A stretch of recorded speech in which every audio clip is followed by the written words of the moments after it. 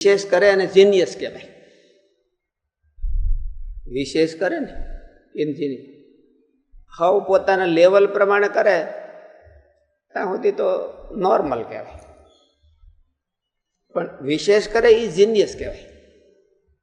બુદ્ધિશાળી હોય એ જીનિયસ એવું અર્થ નથી. એમ ખાલી વિશેષ કરે. હું એક ઓલું સાંભળતો હતો પ્રવચન, એમાં બહુ સરસ હતું કે જીનિયસ એટલે શું કે પોતાની ઓકાત, તમે હિન્દી ભાષા છે ને એટલે એને એવું લખ્યું પોતાની ઓકાત હોય, ઓકાત ક્રોસ કરવી પડે. ઓકાત પ્રમાણે હેલો જાય તો એ જીનિયસ ન થાય. ઓકાત થોડીક ક્રોસ કરવી પડે, 5% ભલે ને જાજી નહીં એમ. અને ઓકાત ક્રોસ કરી નાખે એટલે પોતાની જે શક્તિ હોય એના કરતા થોડુંક એને દબાણ કરે તો થઈ જાય, વધારે વાંધો ન આવે. દબાણ કરવું પડે. હવે બધા નોર્મલ હાલ્યો જાય કે જેમ થાય એમ થાય. હાથીને કોઈ ડોલતો હાલ્યો જતો હોય એમ ન હોય. કૂતરાને કોઈ પૂંછડી દબાવે તો દોડે. એટલે ઓકાત હોય ને એના કરતા થોડુંક ઓકાત ક્રોસ કરી નાખે. અને પછી બીજું શું કરવાનું કે એ લાંબો ટાઈમ કરવાનો. ઓકાત તો ઘણાનામાં જીનિયસ થાય એવી હોય, પણ લાંબુ ટકે નહીં. 5 વર્ષ, 10 વર્ષ, 25 વર્ષ. મારે કે અનેક જન્મ સંસિદ્ધ તત્વો યાદ કરી પરામ કરે. એટલે આપણા સંપ્રદાયમાં મહારાજ વખતે એ નંદ સંતોમાનીમાં બધા જીનિયસ હતા. બ્રહ્માનંદ સ્વામીએ 20,000 પદ મહારાજને જોઈને લખ્યા હોય તો એ જીનિયસ ન કહેવાય, બીજું કહેવાય. કોઈ લખ્યા છે અત્યાર સુધીની હિસ્ટ્રીમાં 10 થી 20,000, 10,000 ને 20,000 પદ મહારાજને જોઈને લખ્યા. એને મનમાં કેટલું બર્નિંગ ડિઝાયર કેટલી છે. 20,000 પદ પાકા નથી થતા ટાણતું. અને ઓલે 20,000 પદ નવા ક્રિએટ કર્યા. એટલે એને જીનિયસ કહેવાય. બધાય કરે એટલું નોર્મલ કરે તો જીનિયસ ન થાય. પોતાની ઓકાત અને કેટલો ટાઈમ લખ્યા છે, બોલે કે ચાલુ રાખ્યા છે આખી જિંદગી એક ધારા એવા પદ લખ્યા. તો ઓકાત પ્રમાણે કરે અને કાં થોડું ઓકાત કરતા બારો વયો જાય અને 5 દી ધોણીને પછી બંધ થઈ જાય તો ન થાય. 5 દી ધોણીને બંધ થઈ જાય જીનિયસ ન થવાય એનાથી. શાસ્ત્રીજી મહારાજે નિયમ લીધું મારે 3.5 કરોડ મંત્ર જપ કરવા. ત્યારે તો કોઈ બધામાં ચાલુમાં નોર્મલમાં કોઈ એવું હશે નહીં, પણ સ્વામી કે મારે એવું કરવા. તો સ્વામી શું કરતા, એ જપ પૂરા કરવા શું કરતા, આરતી થાય તે શરૂ કરી દે. સવારે 3 વાગે 2 વાગે ઉઠે અને 4 કલાક બેસે. અને કેટલું 10 વર્ષ સુધી બેઠે. એટલું બેસે અને પાછા 10 વર્ષ સુધી બેઠે એક ધારા. અને ત્યારે એ 3.5 કરોડથી પણ આગળ કેટલી વ્યૂ ગયો. અને પછી ન ભૂતો ન ભવિષ્યથી એવો યજ્ઞ કર્યો. એટલે જીનિયસમાં માણસમાં એવો પ્રભાવ આવી જાય, કુદરતી શક્તિ. અને આમાં તો મહારાજનો જ જપ હતો. ને આપણા ફિલ્ડમાં, સાધુના ફિલ્ડમાં તો જે કાંઈ કરે લોંગ લાઈફ કે ઓકાત બારું, તો એમાં મહારાજ રાજી થાય એવું જ હોય, બાકી બીજું ન હોય. એટલે એમાં એવો એમ કે જબરજસ્ત શક્તિનો જોશ આવી જાય. અને એ જોશ આવી જાય એનાથી સ્વામીએ એ 2001નો યજ્ઞ કર્યો, ન ભૂતો ન ભવિષ્ય એવો યજ્ઞ. તો જીનિયસ પડવું,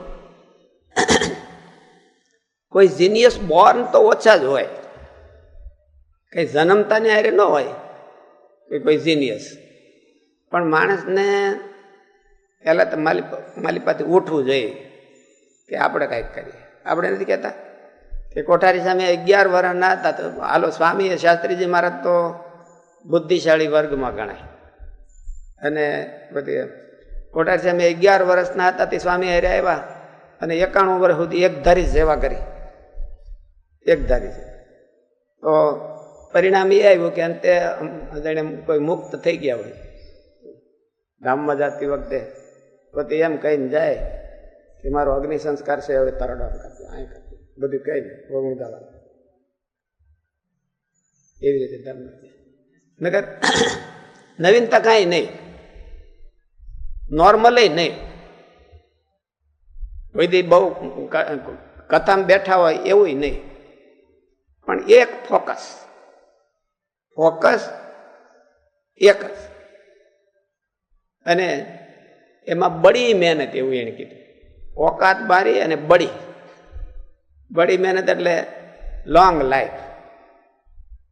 લોંગ લાઈફ એની કરે એટલે જીનિયસ થઈ જાય, કોઈ પણ ફિલ્ડમાં જીનિયસ થઈ જાય.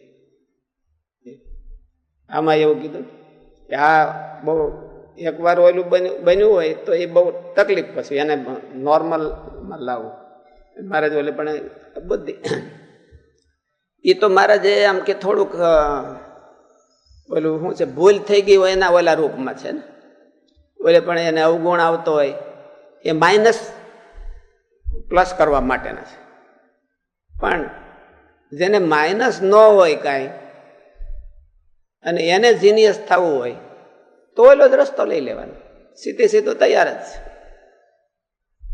જેને કાંઈ માઇનસ નથી, ભૂલ કાંઈ થઈ નથી કે બુદ્ધિમાં અવગુણ આવતો નથી, એવું કાંઈ નથી, અને એ જો એમને એમ કરે તો એ જીનિયસ થઈ જાય. બડી મહેનત અને થોડીક વકાત ક્રોસ કરવી પડે. થોડીક વખત તો જો બળ કરે એટલે થઈ જાય, બહુ વાંધો નહીં. બહુ જાતી વખત ક્રોસ કરવાની ન હોય. બહુ જાતી વખત ક્રોસ કરે તો લાંબુ ન હાલે. એક દી એમ કે બોલું યોગ સૂત્રમાં સૂત્ર પણ બહુ સરસ છે. આ નૈરંતર્યા આ સત્કાર સેવી તો દ્રઢભૂમિ, 3-4 વિશેષણ આપ્યા છે. એક તો એમાં નૈરંતર્ય જોઈ, આ સત્કારથી એટલે એમાં એને રસ જોઈ. રસ હોય એટલે વખત ક્રોસ થઈ જાય. રસ હોય, ગમે એટલો થાક્યો હોય અને કોઈક જો દોસ્તાર મળી જાય તો થાક ક્રોસ થઈ જાય. રહ વાળો જોઈ, કોઈક પડખે વાળો રહ વાળો જોઈએ તો થાક ક્રોસ થઈ જાય તરત જ, થાક લાગે જ નહીં. બોલું નરેન્દ્ર મોદીને બોલું સાંભળતો એમાં એને કીધું થાક લાગે શું કરવાને, એને પોતાનું જો મનાઈ જાય તો થાક ન લાગે. રસ મનાઈ જાય, રસ આવે તો થાક ન લાગે. ગમે એટલું કરે છે થાક જ નહીં. એ બધા જે જીનિયસ હોય એ થાક ન લાગતો હોય એને કોઈ દિવસ. જીનિયસને થાક જેવું કઈ હોય જ નહીં. એટલે આમાં તો કે ફરીથી રાજી કરવા હોય તો એને જીનિયસ જેવું જ કરવું પડે. અને કાંઈ ઓલું રાજી હોય ને કાંઈ વાંધો ન હોય અને માનો કે ફરીથી રાજી કરવા હોય ને એ એમને ચાલુ રાખે એટલે એનો એ જીનિયસ થઈ જાય. દીર્ઘકાલ નૈરંતર્ય, આ દીર્ઘકાલ નૈરંતર્ય આ સત્કાર સેવિતો દ્રઢભૂમિ, એવું સૂત્ર છે. દીર્ઘકાલ નૈરંતર્ય આ સત્કાર સેવિતો દ્રઢભૂમિ, એટલે એ સૂત્ર છે એ જીનિયસનું ડેફિનેશન કે કોઈ પણ વ્યક્તિ ઠોઠડામાં ઠોઠડો. આને એક વાર્તા બહુ સરસ કરી કે એક જણો અમેરિકામાં કે નોકરી કાંઈ નહીં હોય એટલે એના મનમાં એમ ફૂર બહુ છાપા વાંચે ને એટલે એમાં ઓલા કાર્ટૂન જોવે એટલે એને મને આમ સ્ફૂર્ણા બહુ થાય કે આવું કાર્ટૂન કર્યું હોય ને આવું કાર્ટૂન કર્યું ને આવું કાર્ટૂન કર્યું, બહુ સ્ફૂર્ણા બહુ વિચાર બહુ આવે. એટલે એ એક પેપરવાળા પાસે ગયો, નોકરી નહોતી કઈ, એટલે પેપરવાળા પાસે ગયો કે મને વિચારો બહુ આવે છે આવા, મારી પાસે કાંઈ ડિગ્રી નથી તો મને નોકરીમાં રાખશો? એટલે એડિટર હતો ને એને કીધું નોકરીમાં કાંઈ રાખશો? એટલે કે તું તારા વિચારો પ્રદર્શિત કર, અમને બતાય, પછી એમ જોઈએ. એટલે એને કીધું કે મને આમ આમ ને જે વિચારો પ્રદર્શિત કર્યા એટલે ઓલા નોકરીમાં રાખી લીધો. 1-2 મહિના થયા તો હાથ જોડી ગયા, ભાઈ હવે અમારે તારે નથી જોતું, તું અમને ભારે પડે છે, માથા પર ઉપાડવો પડે છે, કાંઈ કર્યું જ નહીં ને કાંઈ રિઝલ્ટ તો કાંઈ તે લાવ્યું નહીં, એટલે તું હવે જા. 2 મહિનામાં છૂટો કરી દીધો. પછી બીજે ઠેકાણે ગયો. એવી રીતે 7-8 જગ્યાએ એને છૂટો કરી દીધો, ક્યાંય જગ્યાએ પાર ન પડ્યો. પછી એના સાસરાને ઘેરે ગયો, ખાવા પીવાનું કાંઈ ખાતું નહીં, એટલે સાસરાનું ઘર છે એ મોટો આશરો કહેવાય. ત્યાં ઓલા અમેરિકામાં તો વળી હોય એમ ખરું, પણ ત્યાં હાલતું હોય છે આવું સાસરાનું ઘર. એટલે થોડાક અમુક વર્ષો પહેલા ત્યાં કુટુંબ પ્રથા થોડી હતી એમ, એટલે સાસરાને ઘેરે ગયો. અને ત્યાં કાંઈ કરતો જ નહીં, ગેરેજમાં આમ નિમાણો થઈને બેઠો છે. મનમાં વિચાર કરવા લાગ્યો, મારા મગજમાં હવે કાર્ટૂન્સ ફોરે છે બહુ, પણ મને કોઈ રાખતું નથી અને હું અભિવ્યક્ત નહીં કરી શકતો એવું લાગે છે. એમાં આમ બેઠો તો ત્યાં એક તૂટેલું ટેબલ હતું ને એની ઉપર એક ઉંદરડો આવ્યો. ઉંદરડો આવે ને એ દિવાલ ઉપર ક્યાંક ખાવાનું ચોંટ્યું હતું, પણ એ થોડુંક ઊંચી હતું, એટલે ત્યાં આમ જોઈને જોવા મળ્યો. પછી ઝાડ થયું, ઝાડ થઈને પછી તોય આંબ્યો નહીં. આમ 3 પગે ઊંચો થયો ને 1 પગ ટેકવીને આમ કર્યું, તોય આંબ્યો નહીં. પછી ઠેકડો માર્યો અને પકડી લીધો, અને એમાંથી આને સ્ફૂર્યું. અને એને કાર્ટૂન બતાવ્યું કે આ ઉંદરડે જે નાટક કર્યું એ નાટક હું બધાને બતાવું. અને એને કાર્ટૂન આપ્યું, અને એ મિકી માઉસનું, અને બોલો વોલ્ટ ડિઝની 7-8 વખત ક્યાંય રાખ્યો નતો એ વોલ્ટ ડિઝની. એને આખી દુનિયા ફેરવી નાખી એ વોલ્ટ ડિઝની. એટલે જીનિયસ કહેવાય. જીનિયસ માણસો બધા આમ એક્સપર્ટ જ હોય એવું કંઈ ન હોય. આવા ઢ હોય ક્યાંય હાલતા ન હોય તોય પણ પછી એને વિશ્વાસ હતો પૂરો એમ કે હું ક્યાંક કરી શકું, મારે ક્યાંક કરવું છે. હાવ બધાય છે લોલે લોલ હાઈલે બધાને હારે હાલ્યો જવું એમાં તો કઈ કિંમત નહીં. આપણે કંઈક કરવું જોઈએ નવીન. એટલે અને નવીન છે એ થોડીક પોતાની ઓકાત દબાવે અને થોડુંક પોતાની ફિલ્ડમાં જ કરવાનું છે. બીજું કંઈક બીજા કરે એ તો નકલ કહેવાય. એ કોઈ જીનિયસ ન થાય. કોકની નકલ મારે કે કોઈકની જોઈને હરીફાઈ કરે કે કોઈનું જોઈને બળે એ કોઈ દી જીનિયસ ન થઈ શકે. એનામાં જે હોય એને વખત બારું કરે અને લોંગ લાઈફ ફોકસ કરે. એટલે પછી નાનામાં નાની વાત હોય તો એ જીનિયસ થઈ જાય. નાનામાં નાની વાત. કોઠાર સામે બીજું કાંઈ કરતા કોઈ કોઠાર સામે કોઈ આવડક ઉપર સામે ફોકસ કર્યું હોય કે એવું કંઈ નથી એમ, કે કોઈ નવીનતા ફોકસ કરી હોય એમાં જનરલ જ કર્યું.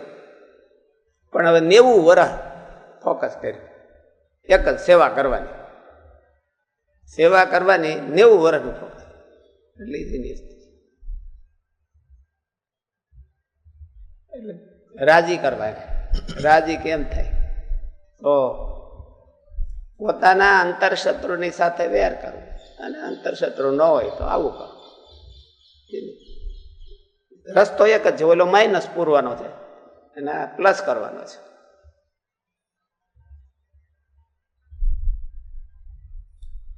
પછી વેદાંતાનંદ સ્વામીએ પ્રશ્ન પૂછ્યો છે, જેણે પ્રથમ કાંઈક ગોબરું વર્તાણું હોય પછી તે શો ઉપાય કરે ત્યારે તેની ઉપર ભગવાન ને ભગવાનના સંત રાજી થાય. પછી સ્વામી હાવો પણ હતા. શાસ્ત્રીજી મહારાજ કહેતા સ્વામી સહી કરે ને, કોઠારી હતા ને, 40 વર્ષ સુધી એ જુનાગઢના મહંત રહ્યા. 40 વર્ષ ગુણાતીતાનંદ સ્વામી રહ્યા, 40 વર્ષ નાનડા સ્વામી રહ્યા. બીજા કોઈ એવા નહીં એમ. નાનડા સ્વામીની સહી કરવાની થાય તો નારાયણ દા લખતા ન આવડે, જૂના જમાનામાં નારાયણ દા એમ લખે. હવે એને 40 વર્ષ સુધી એ સત્સંગની સેવા કરી તો બેવડા ભગવાન થઈ ગયા. એક જ ફોકસ કે મહારાજ રાજી થાય ને મહારાજની સેવા કરવી. મહારાજ રાજી થાય. હવે તો કોઈ એક પ્રકારની સેવા તો ન હોય. સ્વામીની જવાબદારી તો આખા મંદિરની હોય. એક પ્રકારની તો કોઈ સેવા ન હોય કે હાલો કે એક જ સેવામાં કોઠારી સ્વામીએ જેમ એક જ સેવામાં ફોકસ દીધું કે હાલો આ પ્રમાણે, તો એવું તો ન હોય. 40 વર્ષ સુધી એક ધારી સેવા કરી તો નાનદા સ્વામીનો પ્રભાવ કેવો હતો? ભગવાન જેવા સાધુ ગણાતા. એક ફોકસ જોઈએ. ઓકાત બારું થોડુંક કરવું જોઈએ. લોંગ લાઈફ કરવું જોઈએ. સતુ દીર્ઘકાલ નૈરંતર્ય આ સત્કાર સેવિતો. એટલે એ તો રસ હોય તો થાય. એટલે સત્કાર નું એમાં આવી ગયા. પોતાને જો રસ હોય આવું કરવામાં તો જ થઈ શકે, નહીં તો થઈ જાય.